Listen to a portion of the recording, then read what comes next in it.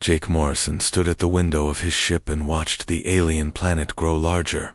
His hands were sweaty, and his heart was beating fast. This was the biggest moment of his life, and maybe the biggest moment for all humans. The planet below was called Zelthor Prime, and it was home to the Zeltharian Empire.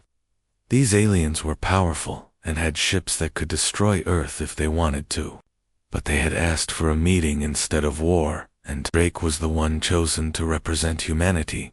Captain Morrison had been a diplomat for 10 years, but he had never met real aliens before. Nobody had. The Zeltharians were the first alien race that humans ever found, and they were much more advanced. Their ships were faster, and their weapons were stronger. The USS Liberty landed on a platform, made of some kind of crystal that glowed with soft blue light. Jake walked down the ramp with his small team. The air smelled different here, like flowers mixed with metal. The sky was purple, and there were 2 suns and Italians were waiting for them. Jake tried not to stare, but it was hard. The Zel looked almost human, but their skin was like living crystal. It changed colors as he watched. Right now it was mostly blue and green, but he could see hints of other colors moving under the surface. The tallest alien stepped forward. He was wearing robes that sparkled, and had a crown on his head. This had to be the Emperor. Jake had studied the files on the ship and knew this was Emperor Thax Veltar behind. The Emperor stood a young female alien. Her crystal skin was brighter than the others, and she had long silver hair. She looked about the same age as Jake, but it was hard to tell with aliens. Her skin was showing mostly gold and pink colors. Jake walked up to the Emperor and tried to remember the greeting he had practiced.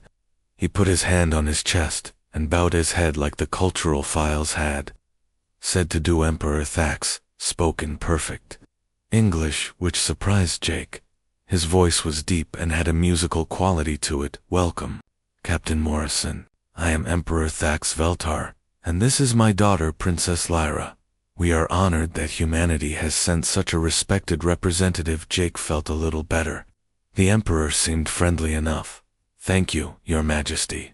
Humanity is grateful for this opportunity to meet with your great empire." Princess Lyra stepped forward, and Jake got a better look at her. She was beautiful in a way that was both alien and familiar.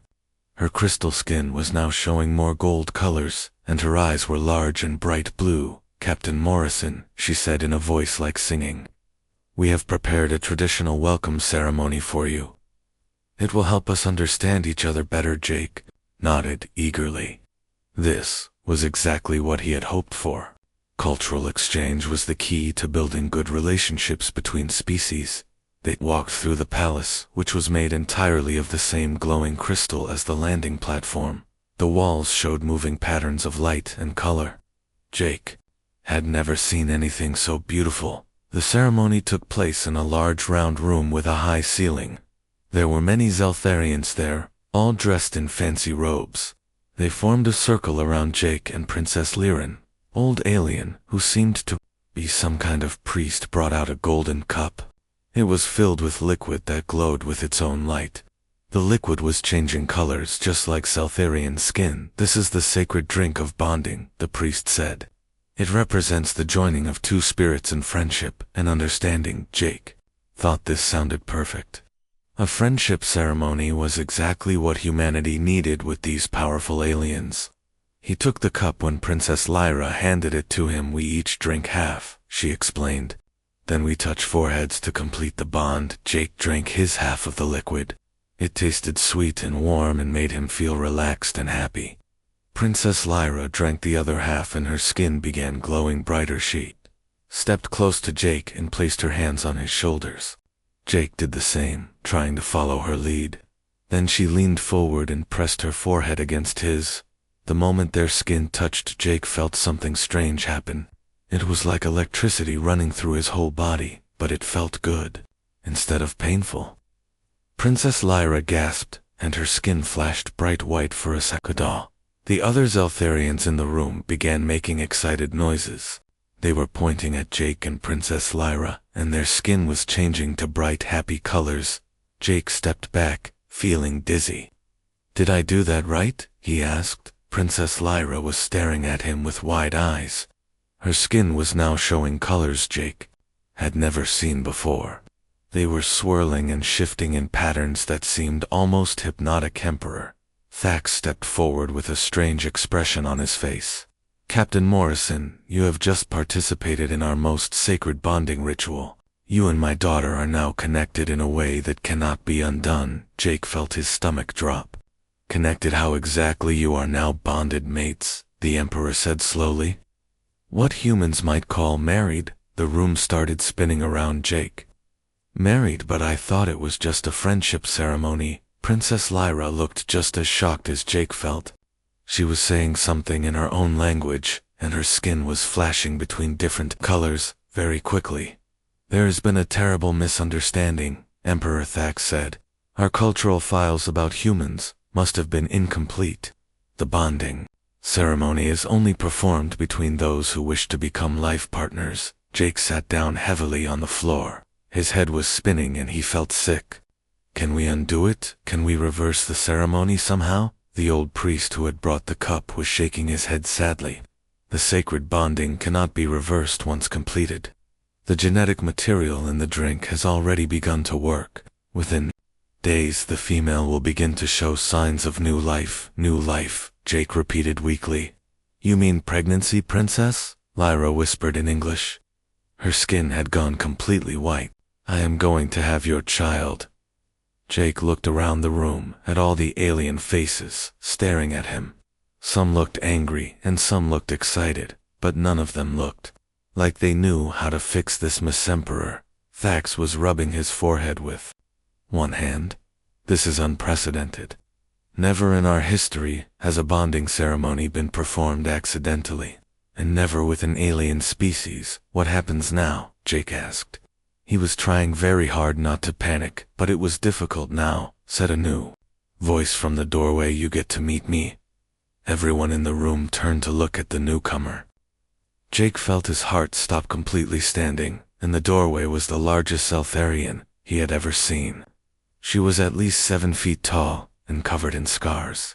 Her crystal skin was dark and showed angry red colors. She was wearing armor that looked like it had seen many battles. Mother, Princess Lyra said in a very small voice. Empress Zara, Emperor Thax said with a Jake realized he was looking at Princess Lyra's mother and the most feared military commander in the Zeltharian Empire.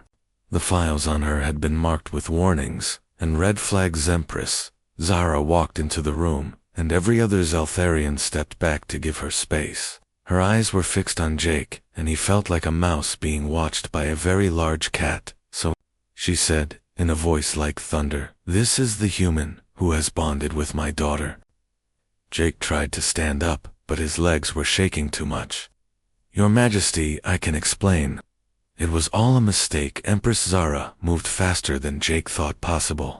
Suddenly she was standing right in front of him, looking down with eyes that seemed to glow with their own light. Mistake or not, human, you are now part of my family, and I protect my family with everything I have. Jake swallowed hard. Does that mean you're going to kill me for the first time since entering the room? Empress Zara smiled. It was not a comfortable sight that depends entirely on whether you prove worthy of my daughter. We shall see. 3 days had passed since the bonding ceremony, and Jake was still trying to understand what had happened to his life. He was staying in a guest room in the palace that was bigger than his entire apartment back on Earth. The walls were made of crystal and showed moving pictures of alien landscapes. Princess Lyra had been avoiding him since the ceremony. Jake could not blame her. He had accidentally married her and gotten her pregnant in front of her entire family. It was probably the worst first date in galactic history. This morning, a guard had come to tell him that Empress Zara wanted to see him. Jake had been dreading this moment since meeting the terrifying alien woman. She was famous throughout the galaxy for never losing a battle and never showing mercy to her enemies. The guard led Jake through hallways filled with weapons and armor from 1,000 different battles. Portraits of fierce-looking Zeltharian warriors stared down at him from the walls. Jake felt very small and very human in this place. They stopped at a door that was twice as tall as Jake and made of black metal. Strange symbols were carved into it, and they seemed to glow with red light.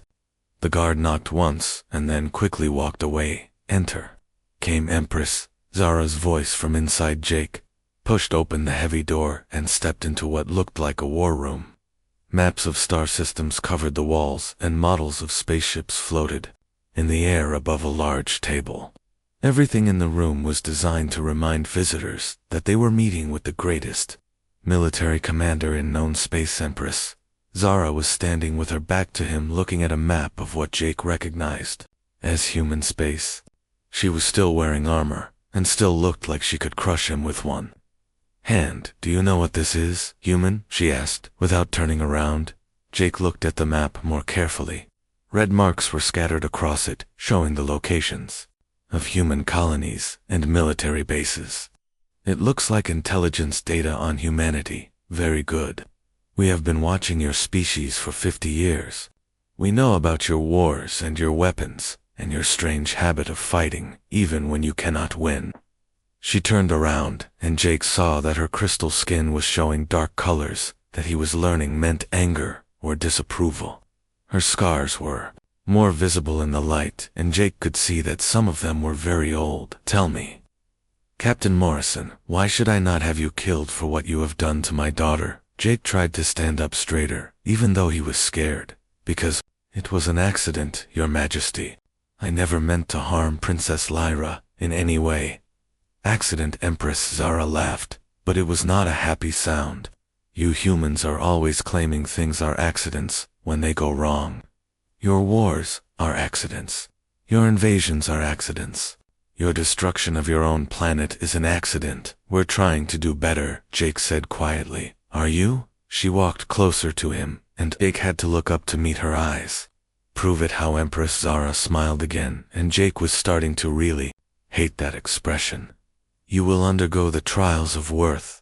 If you survive them, I will consider allowing you to live as my daughter's mate. If you fail, you will die, and we will tell your people it was a tragic accident." Jake felt his mouth go dry. What kind of trials? The kind that separate warriors from weaklings. "Tomorrow at dawn, you will begin. Tonight you should rest and make peace with whatever gods humans believe in." The next morning Jake was taken to a forest outside the city. The trees were taller than any he had ever seen, and their leaves were silver and blue. Strange sounds came from deep in the woods, and Jake was fairly sure they were not friendly sounds. Zara was waiting for him, along with several other Zeltharian warriors. They were all wearing hunting gear and carrying weapons that hummed with energy. "Your first trial is simple, human. In this forest lives a creature called a shadow stalker. It is fast and deadly, and very hungry. You must track it down and kill it with only this." She handed Jake a simple knife made of the same crystal as the buildings. It was sharp, but seemed very small compared to the energy weapons the other warriors carried. "What if it kills me first?" Jake asked. "Then my daughter will be a widow before she even knows what marriage feels like." "Empress," Zara replied. Jake took the knife and looked at the dark forest.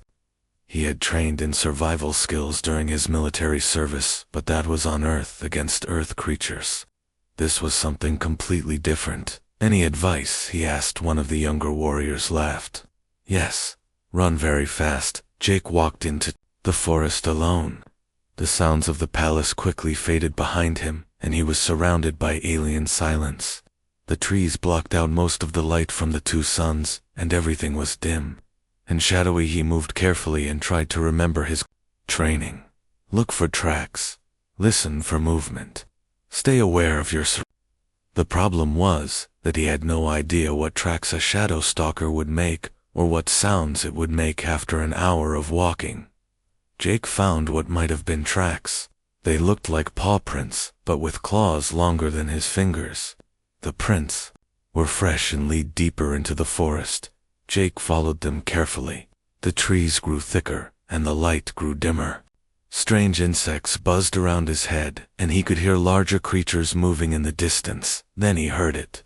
A sound like wind through leaves, but with a hungry edge to it. Something was following him. Jake spun around but saw nothing. The forest looked empty, but he could feel eyes watching him. His heart started beating faster, and his hands got sweaty on the knife handle. The sound came again, closer this time. Jake caught a glimpse of movement between the trees. Something large and dark was circling him, staying just out of sight. Jake realized he was thinking about this wrong. He was not the hunter here. He was the prey. The shadow stalker was already hunting him, and had probably been following him since he entered the forest. He needed to change the situation. Jake found a tree with thick branches and started climbing. The crystal knife was awkward to carry, but he managed to get up high enough to see over the surrounding area. From up there, he could see the shadow stalker moving below. It was about the size of a large wolf, but its fur seemed to absorb light, making it hard to see clearly. It was circling the tree and making frustrated sounds. Jake waited until the creature was directly below him, then dropped down with the knife ready. He landed on the shadow stalker's back and drove the blade into what he hoped was a vital spot. The creature screamed and thrashed, trying to throw him off. Its claws raked across Jake's arms, leaving deep cuts, but he held on and drove the knife deeper. Finally, the shadow stalker collapsed and stopped moving. Jake rolled off it and lay on the forest floor, bleeding and exhausted but alive. When he made it back to the palace empress, Zara looked surprised to see him walking instead of being carried. Interesting, she said, looking at his wounds. Most warriors try to fight the shadow stalker on the ground. Very few think to use the trees. I'm not most warriors, Jake said. No, you are not, Empress, Zara agreed. Tomorrow we test your courage under fire. The second trial took place in an arena filled with obstacles and traps. Jake had to cross from one side to the other, while energy bolts shot at him from hidden weapons. He dove and rolled and climbed over barriers, while deadly beams sizzled past his head. The third trial was even worse. Jake was locked in a room with poisonous gas slowly filling the air. He had to solve a complex puzzle to open the door before the gas killed him. His vision started going blurry, and his hands shook, but he managed to get the last piece in place. Just in time. By the end of the week, Jake had survived 6 different trials. He was covered in cuts and bruises, and so tired he could barely stand. But he was still alive, and Empress Zara was looking at him with something that might have been respect. "You have done better than I expected, human," she said. "But there is one more test," Jake groaned. "What now? Now, you must prove you can think like a warrior, and not just fight like one. Tomorrow you will face a challenge that requires both courage and intelligence." That night, Princess Lyra came to see him for the first time since the ceremony. She brought medical supplies and helped clean his wounds. "You do not have to do this," she said quietly. "I could convince my mother to stop the trials, and then what?" Jake asked. "Live the rest of my life knowing I only survived because my wife protected me." Princess Lyra's skin showed colors that Jake was learning meant surprise. "Is that how you think of me now, as your wife?" Jake looked at her carefully. "I know this is not what either of us wanted, but it happened, and I am trying to make the best of it. What about you?" She was quiet for a long time. "I hated you at first. You ruined all my plans for my life. But watching you face my mother's trials has shown me something about humans. I did not expect what's that you do not give up. Even when everything is hopeless, you keep fighting. It is very strange, but also very impressive." Jake smiled for the first time in days. "Does that mean you don't hate me anymore?" Princess Lyra's skin showed soft pink and gold colors. "I am still deciding." Jake's final trial came 3 weeks after he had arrived on Zelthor Prime. By now, Princess Lyra was showing the first signs of pregnancy, and the whole palace knew about the situation. Some of the nobles whispered that Jake should be executed for dishonoring their princess. Others said he should be welcomed as a sign that the gods wanted peace between humans and Zeltharian Sempress. Zara led Jake to a room he had never seen before. It was filled with star charts and battle plans. Models of strange ships floated above tables, showing fleet formations and attack patterns. "Sit down, human," she said, pointing to a chair. "It is time you learned why I have been testing you." Jake sat down carefully. His body was still sore from all the trials, but he was getting stronger. I thought you were testing whether I was worthy of Princess Lyra. That was part of it, Empress Zara admitted. But there is something else. Something that threatens not just my empire, but all organic life in this part of the galaxy, she touched. A control, and the room darkened. A holographic display showed a map of space with different colored areas marked on it. Red areas were spreading across the map like a disease. These red zones show the territory controlled by the Void Collective. They are machines that consume everything in their path. They destroy planets and turn all organic matter into fuel for their ships. Jake studied the map. The red areas were huge and getting bigger. How long have they been expanding? 50 years. They started in the outer rim and have been moving inward ever since. We estimate they will reach Seltharian space within 10 years. Human space will fall even sooner. Jake felt cold. What do they want? Nothing. They do not want anything. They simply consume and move on. They are like a galactic plague that cannot be reasoned with or stopped. But surely your military can fight them, Jake said. The Zeltharian Empire is the most powerful force in known space. Empress Zara's skin showed dark blue colors that Jake had learned meant sadness or worry. We have tried. 3 years ago I led a fleet of our best ships against a small Void Collective force. We won, but barely. Our casualties were enormous, and we learned that they adapt to our tactics very quickly. She touched another control, and battle footage began playing. Jake watched Zeltharian ships fighting against sleek black vessels that moved like living things. The enemy ships seemed to learn from each attack and counter it immediately. Your people fight with honor, Empress Zara continued. We announce our presence. We challenge them to fair combat. We fight according to the ancient codes of warfare. The Void Collective has no honor. They attack without warning. They target civilians. They use any tactic that achieves victory. Jake was beginning to understand. And you think humans might fight differently? I have studied your species' military history, Captain Morrison. Humans do not fight with honor either. You use deception and surprise attacks. You target supply lines instead of engaging in direct combat. You fight dirty. We prefer to call it fighting smart, Jake said. Smart, Empress Zara repeated. Yes, that is exactly what we need. Smart fighting instead of honorable fighting. Over the next few days, Jake worked with Empress Zara and her military commanders to develop new strategies. It was strange being the only human in a room full of alien generals, but they listened to his suggestions with growing interest. You want us to attack their supply ships instead of their battle fleet? One general asked. That's right, Jake explained. A battle fleet without fuel and ammunition is just expensive scrap metal. Cut off their supplies, and they have to retreat, or be destroyed. Another general looked confused. But there is no honor in attacking defenseless supply ships. There's no honor in being dead either, Jake replied. The Void Collective doesn't care about your honor.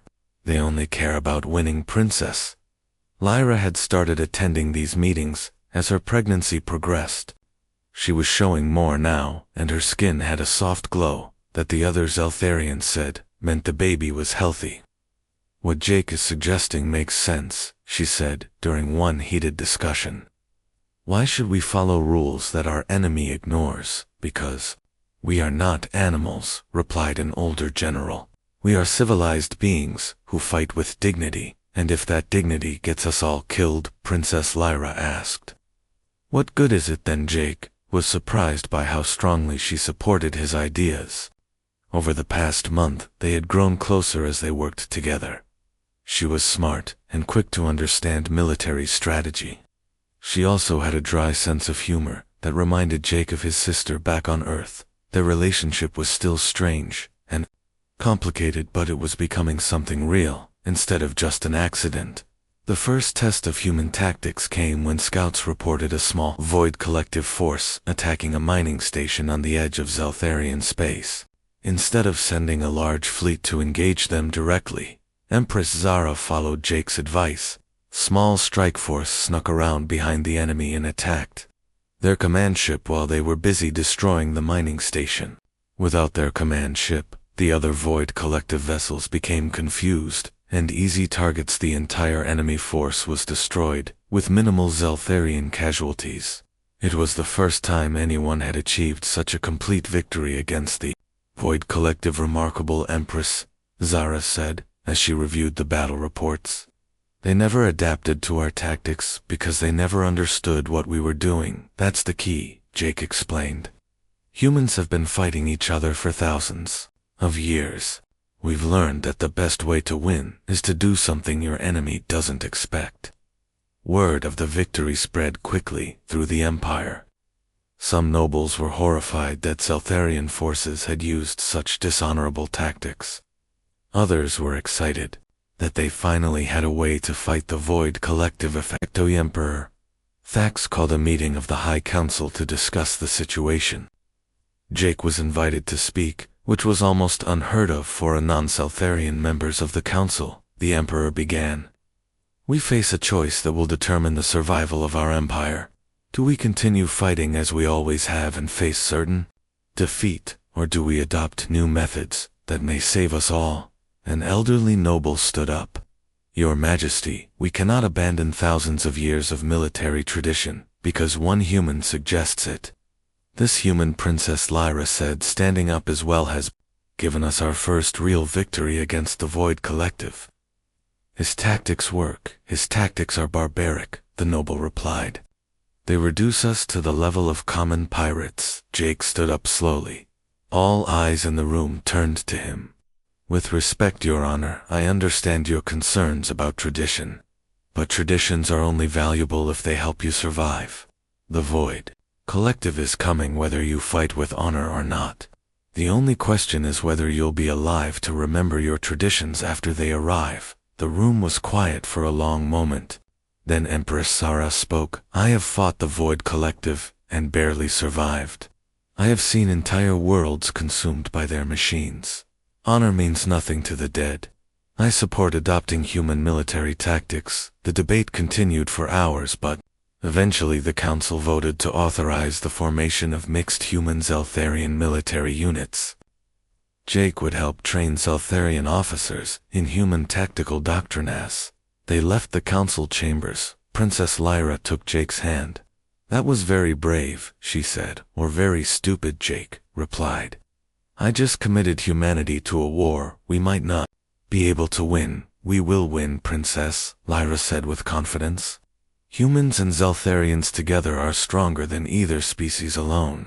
Our child will be proof of that. Jake looked down at her growing belly. Their child would be the first human hybrid in history. Nobody knew what abilities it might have, or what it might become. I hope you're right, he said. I am Princess Lyra replied. And even if I am wrong, at least we will face the future together. Jake realized that somewhere in the past month he had stopped thinking of Princess Lyra as an alien who had been forced on him. She was becoming his partner in every sense of the word. The next morning, Jake began training the first group of Zeltharian officers in human military tactics. It was going to be a long and difficult process, but for the first time since arriving on this planet, Jake felt hopeful about the future outside. The training facility construction had begun on new ships designed using both human and Zelth technology. They would be faster and more unpredictable than anything the galaxy had ever seen. The war against the Void Collective was about to change completely.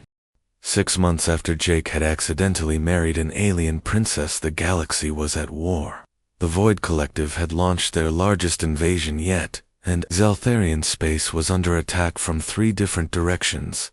Jake stood on the bridge of the ZES Thunderstrike watching enemy ships approach through the view screen. The ship was one of the new hybrid designs that combined human stealth technology with Zeltharian firepower. It was fast and deadly, and completely invisible to most sensors, Captain Morrison said. Commander Lisa Hayes, his human tactical officer. Enemy fleet is maintaining standard formation. They don't know we're here, Jake nodded. Lisa was one of 50 human military advisors who had arrived from Earth 2 months ago. She was brilliant at reading enemy patterns and predicting their movements. Good. signaled the rest of the fleet to take positions. We hit them hard and fast, then disappear before they can respond. Princess Lyra was standing beside him on the bridge. Her pregnancy was advanced now, and she should have been resting in the palace, but she had insisted on coming along.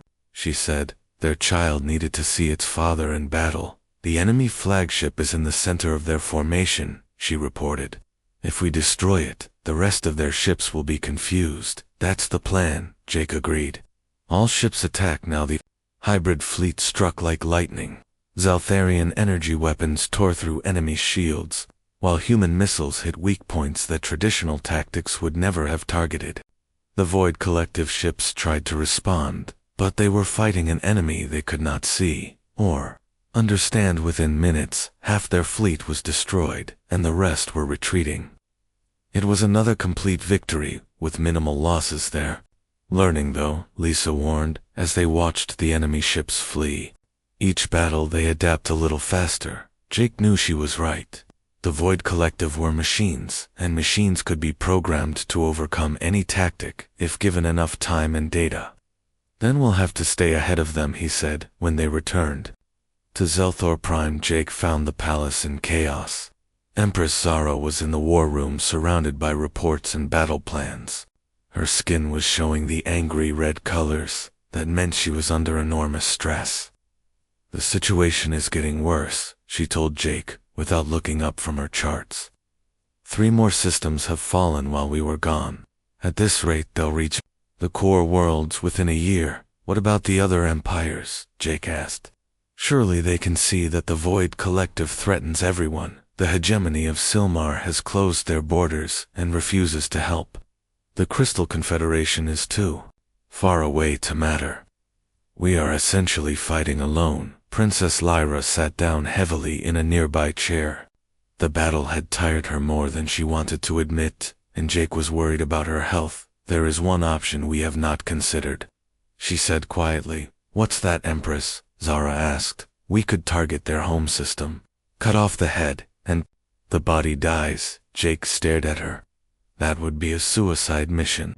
Their home system is heavily defended, and thousands of light years away. Not necessarily suicide, Princess, Lyra replied. Not if we use the right tactics. Over the next week they planned the most ambitious military operation in galactic history.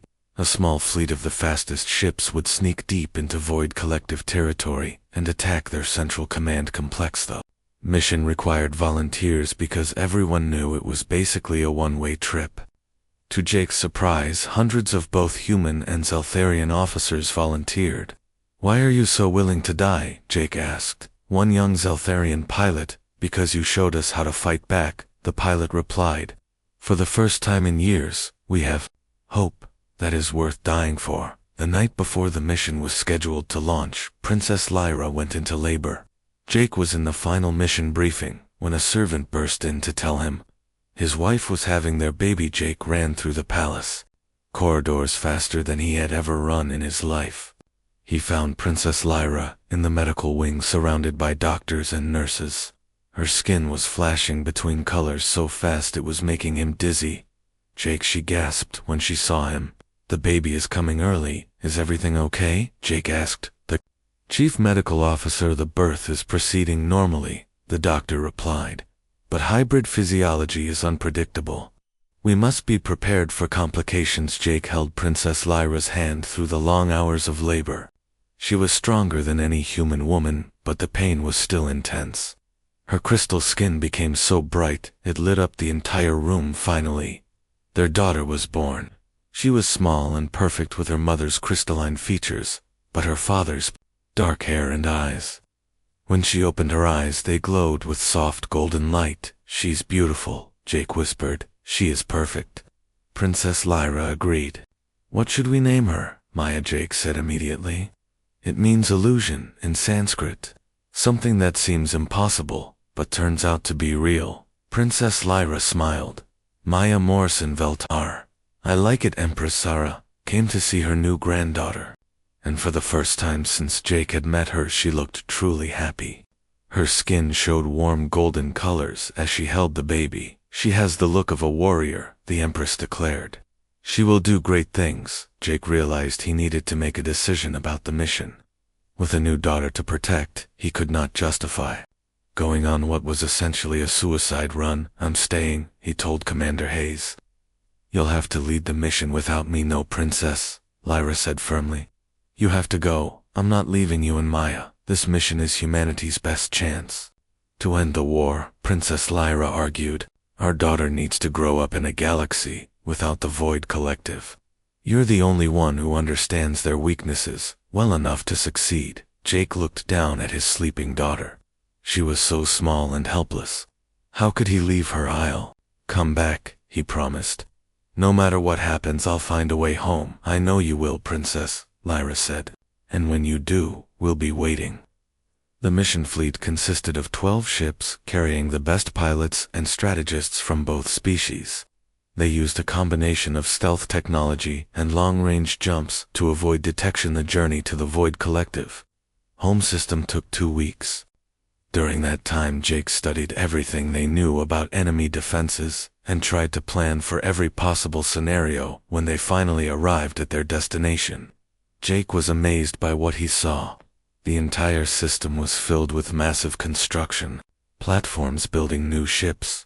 Hundreds of thousands of Void Collective vessels moved in perfect formation. There are too many of them, Commander Hayes said quietly.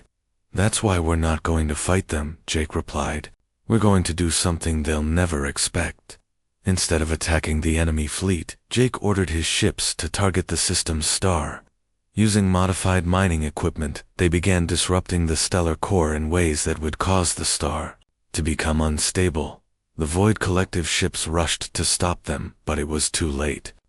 The star began to collapse and expand in an uncontrolled cycle that would destroy everything in the system within hours. All ships retreat, Jake ordered.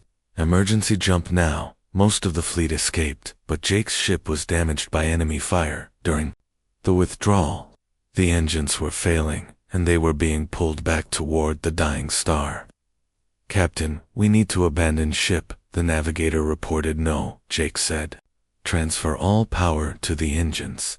If we die here, the mission fails. He thought about Princess Lyra and baby Maya waiting for him on Zelthor Prime. He had promised to come home, and he intended to keep that promise with the last of their power.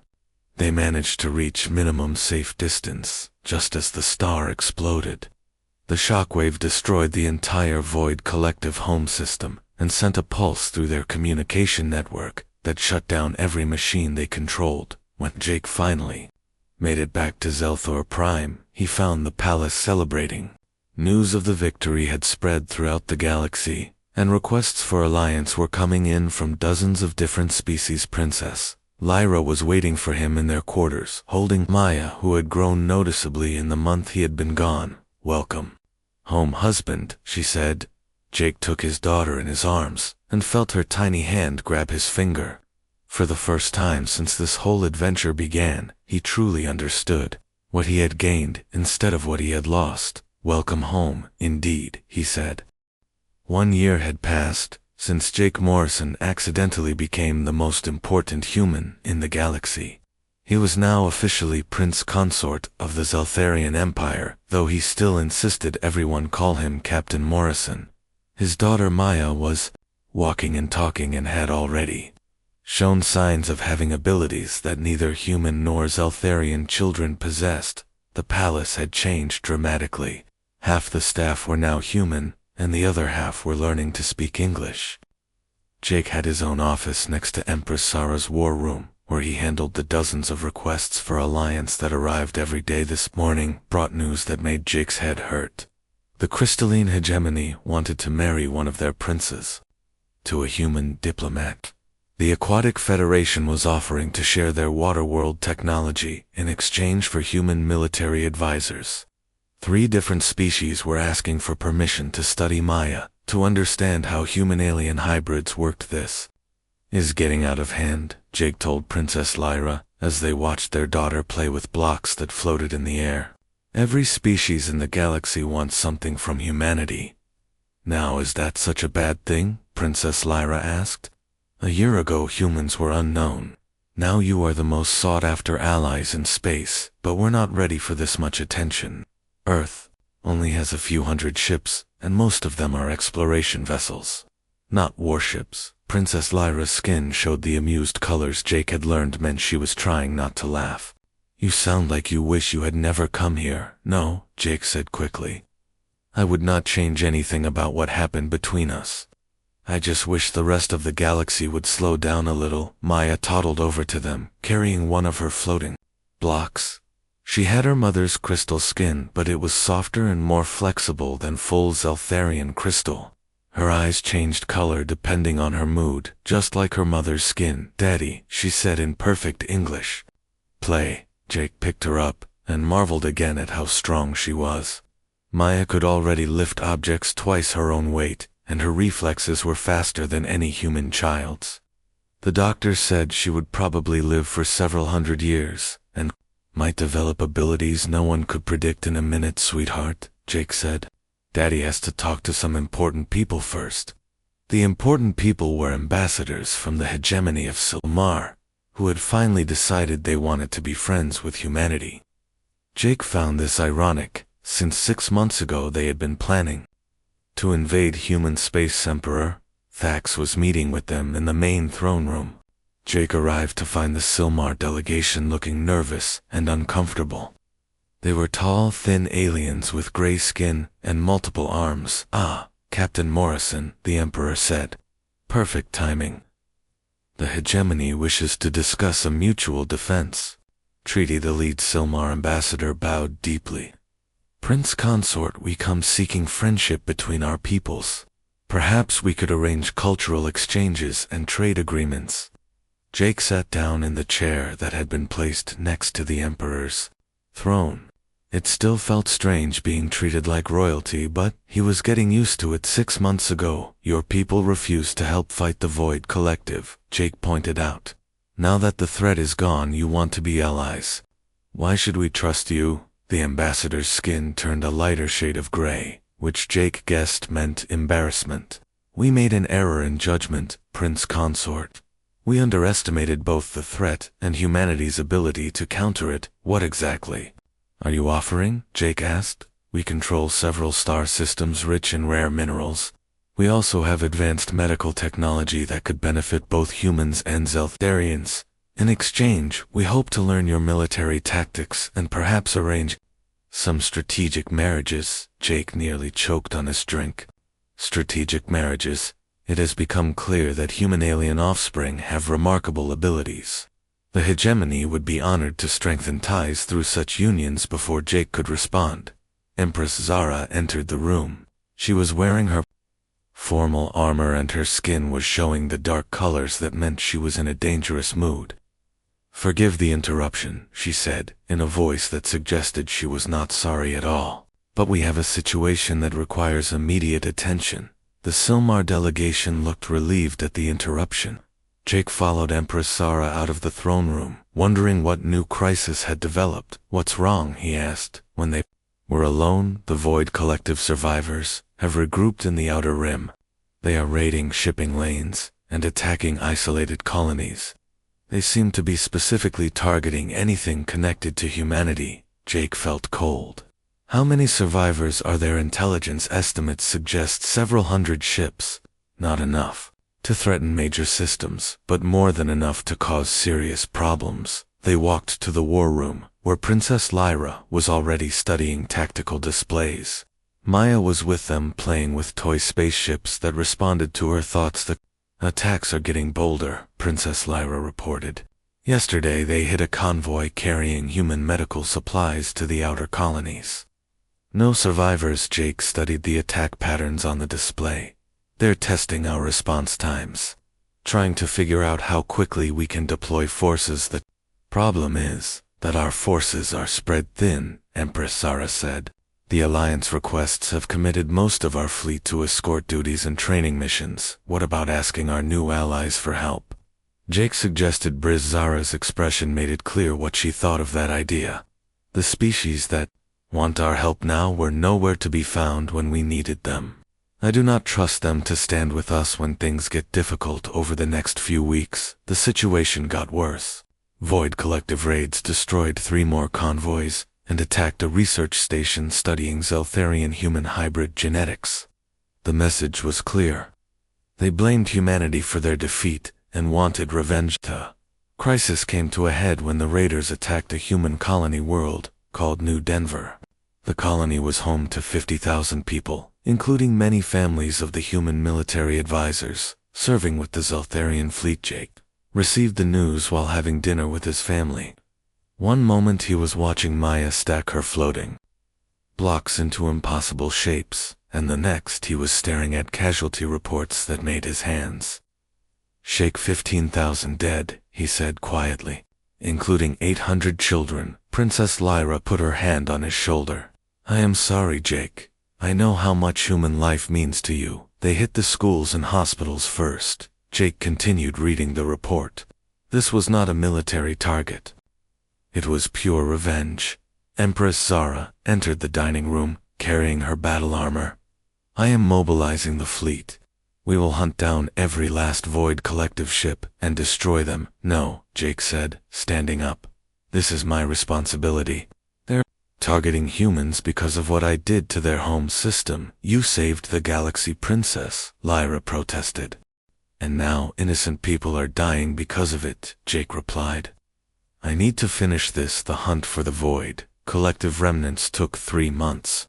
Jake led a task force of both human and Zeltharian ships, using every dirty trick he could think of. They followed false leads and walked into traps, but they also destroyed raider bases and rescued survivors. The final battle took place in an asteroid field where the last Void Collective commander had built a hidden fortress. The enemy had learned from their previous defeats and were ready for human tactics. They're adapting faster than expected, Commander Hayes reported as enemy ships swarmed around them. Our usual tricks are not working. Jake watched the tactical display and realized they were losing. The Void Collective had finally figured out how to counter human unpredictability by becoming completely random themselves. Then he had an idea that was either brilliant or insane. All ships form up on me, he ordered. We're going to ram their fortress, sir. That's suicide, the navigator protested. No, it's not, Jake replied. It's the one thing they'll never expect, because it makes no tactical sense at all. The human Zeltharian fleet charged straight at the enemy fortress with weapons blazing. The Void Collective ships tried to intercept them but could not predict where they were going because Jake himself did not know. At the last second, Jake ordered all ships to fire everything they had into the fortress's main reactor. The explosion destroyed the entire asteroid field and the last of the Void Collective. With it, when Jake returned to Zelthor Prime, he found the palace hosting representatives from 30 different species. The destruction of the Void Collective had made humanity the most powerful force in the galaxy, and everyone wanted to be on their good side.